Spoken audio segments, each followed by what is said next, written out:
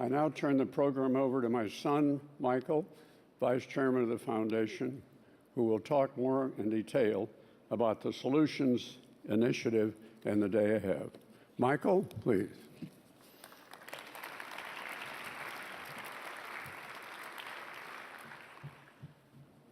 Good morning, and thank you for coming. In our view, the fiscal outlook represents the single greatest threat to this nation's future. Our foundation's mission is to increase awareness and accelerate action on addressing this challenge. As Pete said, we've seen real progress since we met here last year. The winds have shifted. Instead of asking the question, why should we worry about our federal debt, Americans are asking the question, when and how are we going to do something about it?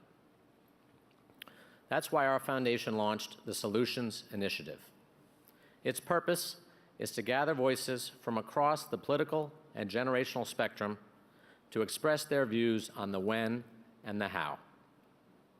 We offered grants to 6 highly respected organizations to come up with solutions to the fiscal challenge: American Enterprise Institute, Bipartisan Policy Center, Center for American Progress, Economic Policy Institute, the Heritage Foundation, and Roosevelt Institute Campus Network.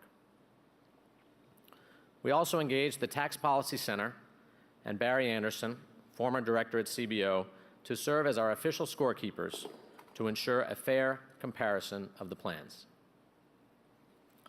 As a result of their hard work and dedication, all of us can look at several real and viable ways to stabilize our fiscal path, and in the process, consider a range of views about the role of government.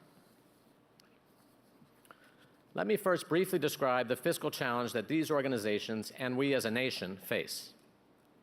There are many ways to measure a country's fiscal health, but the best overall gauge is debt relative to the size of the economy. Many economists suggest maintaining a debt to GDP ratio of not more than about 60%. And they say it's dangerous if it stays higher than about 90%. As all of you know, right now our debt totals $14 trillion. If you exclude Social Security, Medicare, and other trust funds, our public debt is about $10 trillion. That's about 65% of GDP. Now that's already quite high, but a strong country like ours can manage that. The real threat is right in front of us. Let me remind you about the dangerous path we are on. Our federal debt is about to skyrocket. This is what the CBO projects based on our current tax and spending policies. This is the dismal future we face if we don't change our course. In only about 10 years, interest expense alone would be more than $1 trillion every year. That's the US government paying out more than $100 million every hour of every day, and most of it to foreign countries. So we asked these 6 organizations to address this challenge however they wished. We gave them no requirements, no guidelines, no targets. We simply said, look across the entire budget and make any changes you want. We will score your plans and compare them at the 10 and 25-year marks. Now, I'm very encouraged by what these 6 organizations were able to do. As you can see from this chart, all of them were able to put us on a sustainable fiscal path and lower our projected federal debt levels significantly. They put themselves on the line and made the hard choices. They examined the trade-offs and made the tough decisions. They each lay out a path to fiscal responsibility that reflects their vision for America. This project revealed at least one fundamental consensus. Organizations from across the spectrum agree that we must get on a path to lower our debt. And as you can see, their plans all result in a much lower range of debt to GDP in 2035. In terms of the actual policies, each of these organizations has presented their own unique perspective on a way forward. There were some interesting new ideas, some common approaches, and of course, many differences. All 6 maintain a safety net to make sure our nation's most vulnerable remain protected. For instance, AEI and Heritage would provide Social Security benefits at or above the poverty level, something the current program does not do. BPC and CAP would enhance Social Security benefits for the lowest income and oldest beneficiaries. All of the plans made changes that affect those with higher incomes. Some would increase their taxes, others would reduce their benefits, and one would do both.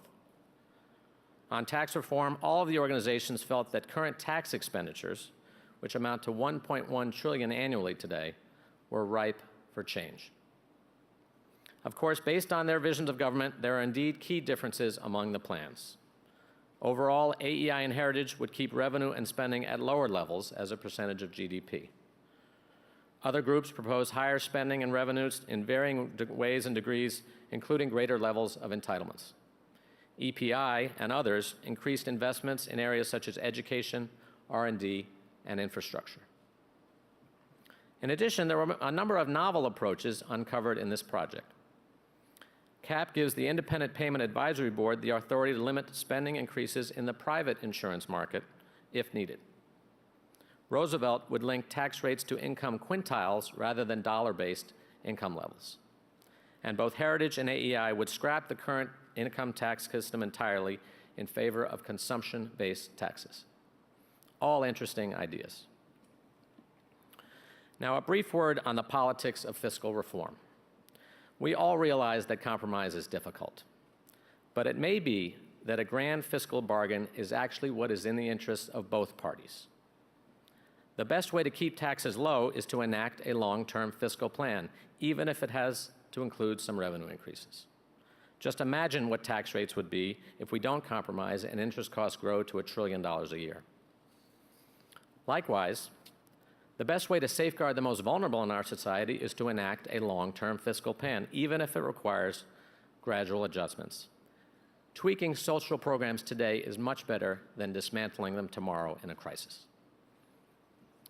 While this will require some difficult discussions, we all know it is much easier now than in a crisis. If you think this is a tough discussion, imagine budget negotiations where you have translators in the room. Let's not go there. Now is the time to do it on our terms. A few words about the program for today. We'll start with a conversation with our keynote speaker, President Bill Clinton. It's almost hard to believe that we had budget surpluses not too long ago. Perhaps he can guide us through the challenge of navigating the fiscal issue in a divided government. He'll be interviewed by Gwen Ifill. Later, we'll hear two distinct fiscal visions for America from Chairman Paul Ryan and Gene Sperling, who will be interviewed by Maria Bartiromo. During lunch, Ezra Klein will moderate a discussion that looks to the broader cultural issues at play in deficit reduction. The panel will consist of Senator Alan Simpson, New York Times columnist David Brooks, David Cody, CEO of Honeywell, who served on the Fiscal Commission, Tamara Drought, author and vice president of Demos, and Megan McArdle, the Atlantic's business and economics editor. In the afternoon, we'll hear from the 5 leaders in the Senate who are working so hard to develop a bipartisan plan. The conversations with Senators Chambliss, Conrad, Crapo, Durbin, and Warner will be moderated by Judy Woodruff. Throughout the day, we'll show brief videos from each of the organizations in our Solutions Initiative, and we'll have a panel discussion with all of them later in the afternoon, moderated by David Wessel of the Wall Street Journal. I want to thank these 6 organizations once again for their great service, giving us all these roadmaps on a way forward. Now, to get started, we have 2 videos, and we're doing these in alphabetical order. So up first is Alan Viard of AEI, followed by Steve Bell of BPC. Thank you.